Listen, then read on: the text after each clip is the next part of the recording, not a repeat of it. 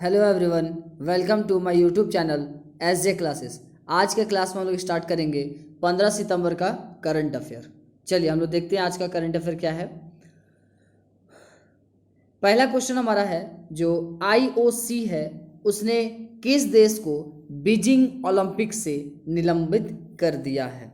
ठीक है, तो जो आईओसी है उन्होंने क्या किया है, उत्तर कोरिया को बीजिंग के जो ओलंपिक है उससे निलंबित कर दिया है। तो कौन सा देश है? उत्तर कोरिया को।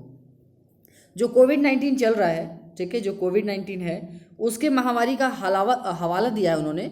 ये जो उत्तर कोरिया है उन्होंने क्या कहा है, बहाना बनाया है कोविड-19 का हवाला लेकर के कि टोक्यो खेलों में एक टीम भेजने से उन्होंने मना कर दिया है। इसीलिए जो आईओसी है, आईओसी इन्होंने क्या किया है कि 10 सितंबर को उत्तर कोरिया को सजा के रूप में अंतर्राष्ट्रीय ओलंपिक समिति ने क्या किया है, इसको निलंबित कर दिया है। तो आईओसी का फुल फॉर्म है international Olympic committee. I for international Olympic committee, Hindi में बोले अगर तो अंतर्राष्ट्रीय ओलंपिक समिति। इन्होंने क्या किया है, इसको निलंबित कर दिया है। तो जो आईओसी है, आईओसी इसके जो अध्यक्ष है, अध्यक्ष कौन है, अध्यक्ष का नाम क्या है, तो उनका नाम है थॉमस बॉच।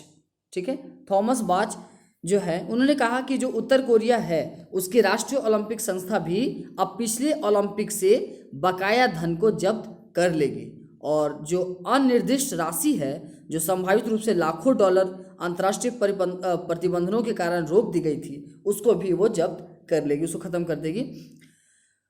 जो अंतर्राष्ट्रीय ओलंपिक समिति है, जो इंपॉर्टेंट पॉइंट्स है वो हम लोग देखते हैं। आईओसी जो हम लोग बोल रहे हैं, अंतर्राष्ट्रीय ओलंपिक समिति, इसका मुख्यालय कहाँ पे है? इसका जो मुख्यालय है वो है लॉशने। लॉशने जो है वो इसका मुख्यालय, लॉशने कहाँ है तो वो स्विट्जरलैंड में है। ठीक है, स्विट्जरलैंड में, लॉशने स्विट्जरलैंड में है, जो कि आईओसी का मुख्यालय है। जो आईओसी है उसके अध्यक्ष कौन है? उसके अध्यक्ष जो है, हमने अभी जस्ट उसका नाम पढ़ा, वो है थॉमस बाच। ठीक है, थॉमस बाच जो है इसके अध्यक्ष है। और अंतर्राष्ट्रीय ओलंपिक समिति की स्थापना कब की गई थी? वो था 23 जून 1894 और कहाँ पर? फ्रांस के पेरिस शहर में। ठीक है, तो ये था हमारे इंपॉर्टेंट पॉइंट्स। नेक्स्ट क्वेश्चन हम लोग देखते हैं, किसको अफ्रीका खाद्य पुरस्कार 2021 से सम्मानित किया गया है? तो कौन सा ऐसा है जिसको अफ्रीका के खाद्य पुरस्कार 2021 से सम्मानित किया गया है? तो वो है ICRISAT।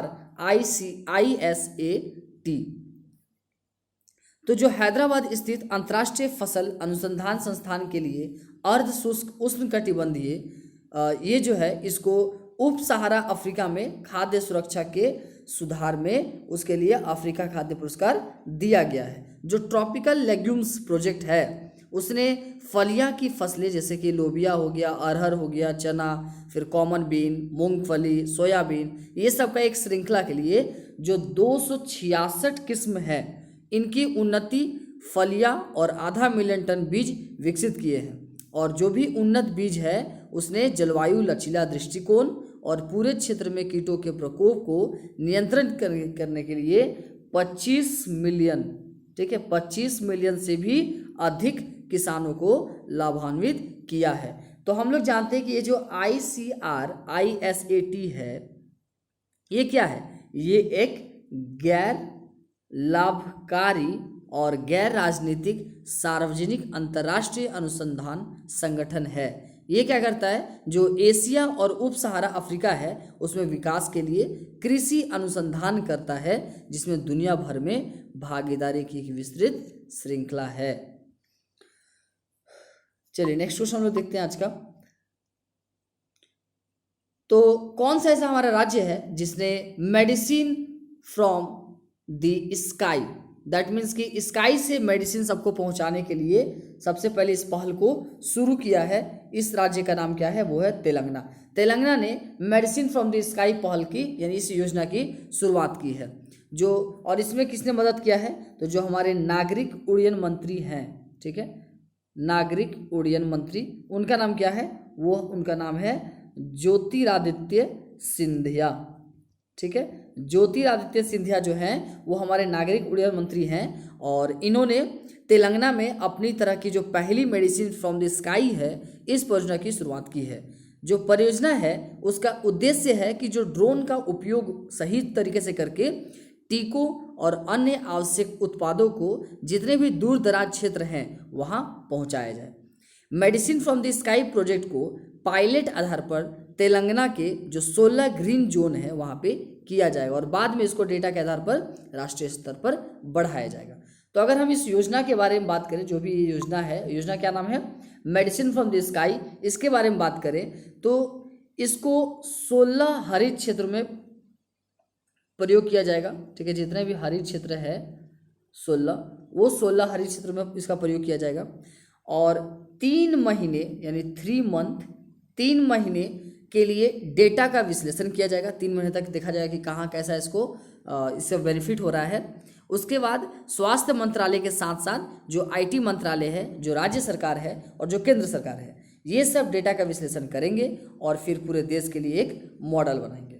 ठीक है, तो यहाँ पे हम लोग बात करते हैं तेलंगाना के बारे में। जो तेलंगाना राज्य है उसकी राजधानी क्या है? उसकी राजधानी हैदराबाद है। और जो तेलंगाना है उसके राज्यपाल कौन है? उसके राज्यपाल तमिलिसै सौंदरराजन। ठीक है, सुंदरराजन जो तमिलिसै सौंदरराजन है वो तेलंगाना का राज्यपाल है। और तेलंगाना का मुख्यमंत्री वो है के चंद्रशेखर राव। नेक्स्ट क्वेश्चन देखते हैं हम लोग।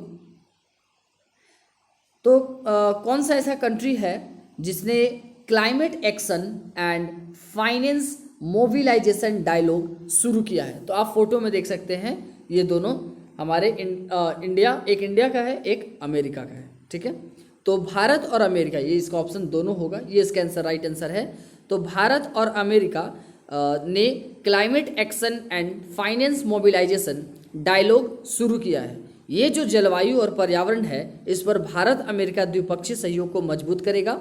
और नई दिल्ली में संवाद की शुरुआत में जो केंद्रीय पर्यावरण और वन और जलवायु मंत्री हैं, जिनका नाम क्या है, भूपेंद्र यादव और श्री जॉन केरी हैं, ये जलवायु के लिए अमेरिका के विशेष राष्ट्रपति दूत के साथ मिलकर के इसका अनावरण किया है। नेक्स्ट क्वेश्चन हम लोग देखते हैं।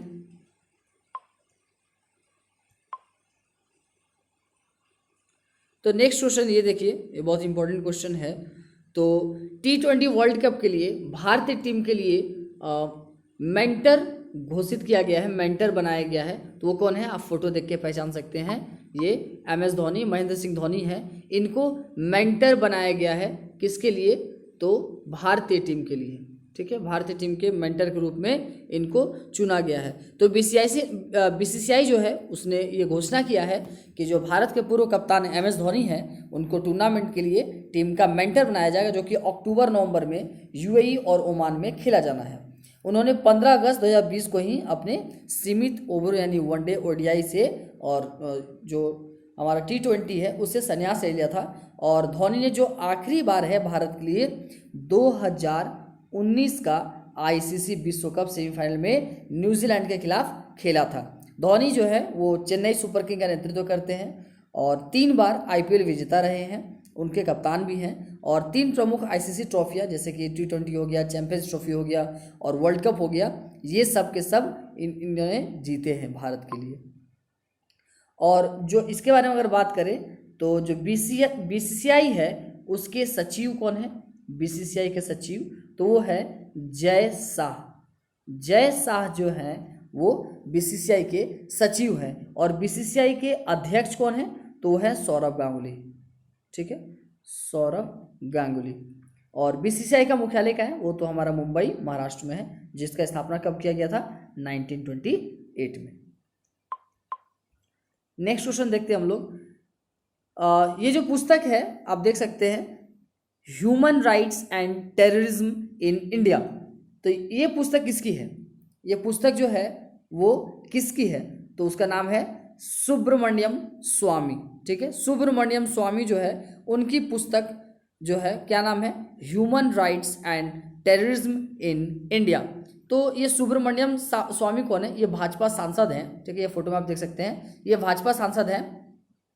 इनके द्वारा लिखा गया एक पुस्तक है जिसका शीर्षक है human rights and terrorism in India.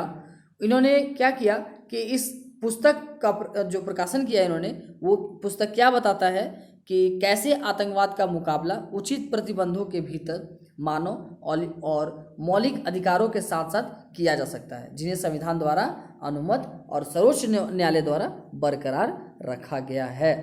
तो इस अध्ययन की ये जो थीसिस है ये है कि आतंकवाद को रोकने के लिए भारत को एक राष्ट्र के रूप में पहचान की अवधारणा को बढ़ावा देना चाहिए।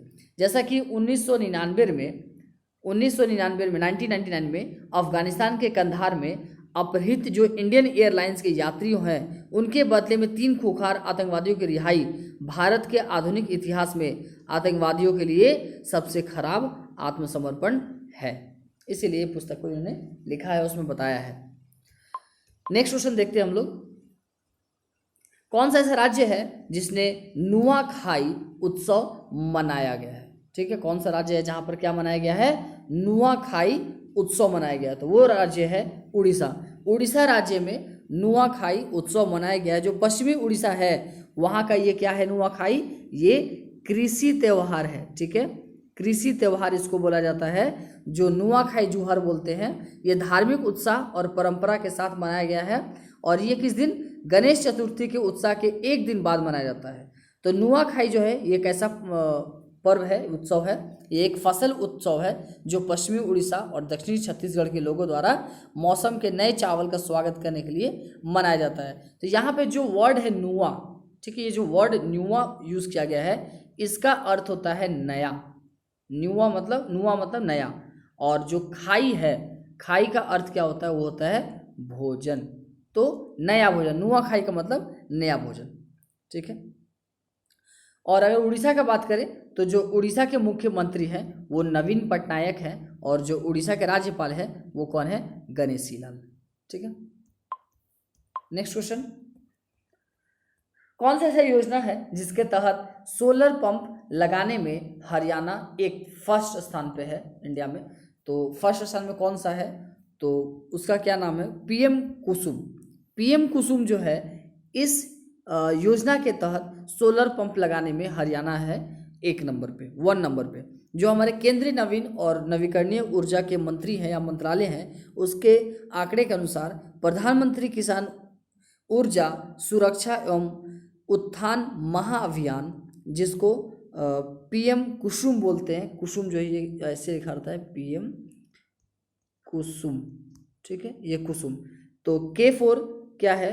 किसान, U4 ऊर्जा, S4 सुरक्षा, उसके बाद U4 उत्थान और M4 महाअभियान। यानी ऊर्जा सुरक्षा एवं उत्थान महाअभियान ये जो है इसका फुल फॉर्म है ये। ठीक है, और ये किस राज्य में किया गया? हरियाणा में किया गया है।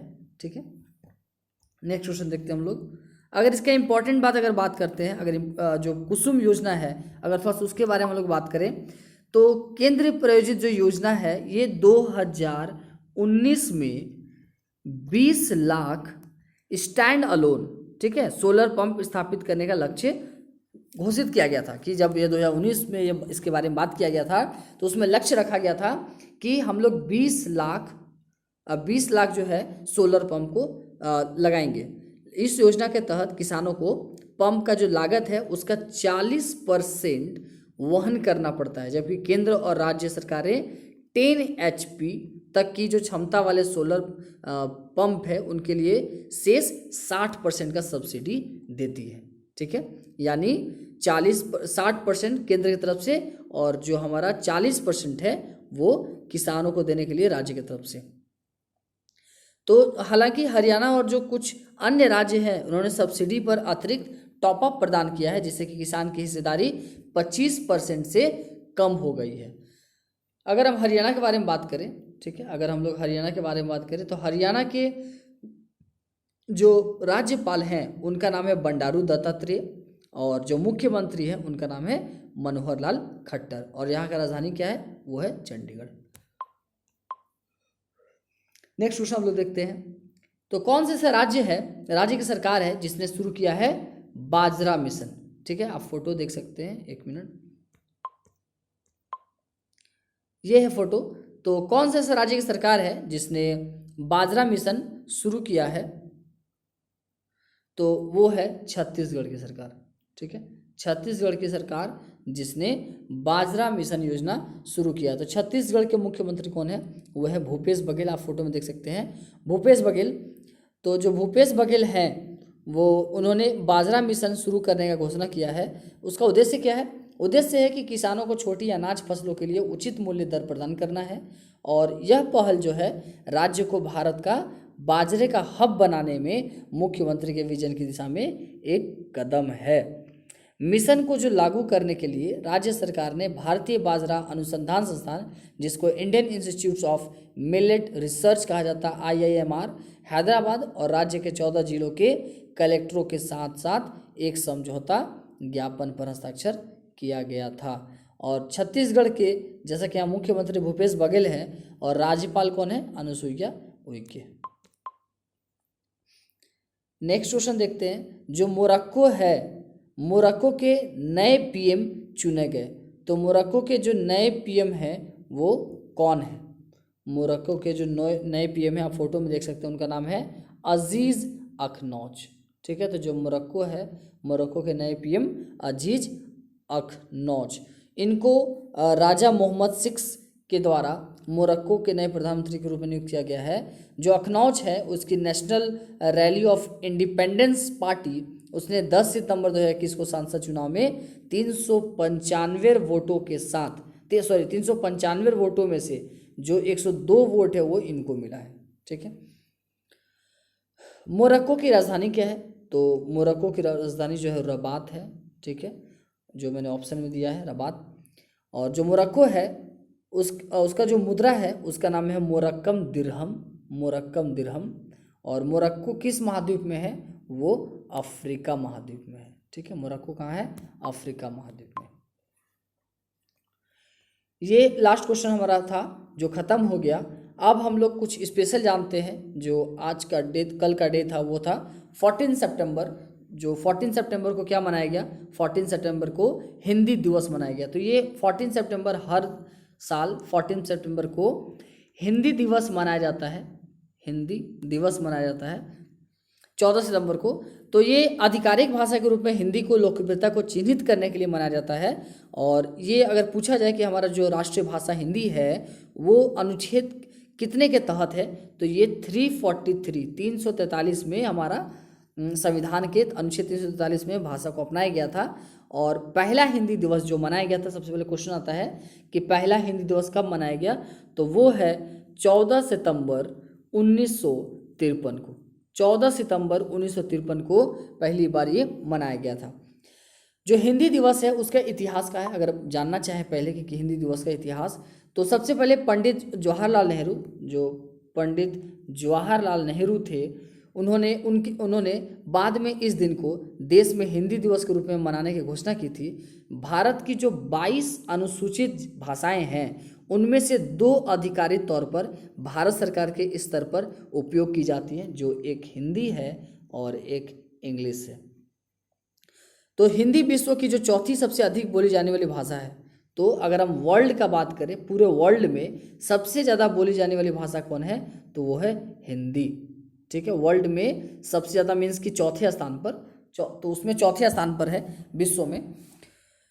और हिंदी दिवस 14 सितंबर को मनाया जाता है, ये तो हम लोग को पता है। और क्यों मनाया जाता है? क्योंकि इसी दिन 1949 में, ठीक है 1949 में भारत की संविधान सभा ने देवनागरी लिपि में लिखी गई हिंदी को भारत गणराज्य की आधिकारिक भाषा के रूप में अपनाया था। और इसीलिए 14 सितंबर को ही हम लोग क्या मनाते हैं? हिंदी दिवस। तो ये इसके पीछे इतिहास था हिंदी दिवस मनाने का 14 सितंबर को।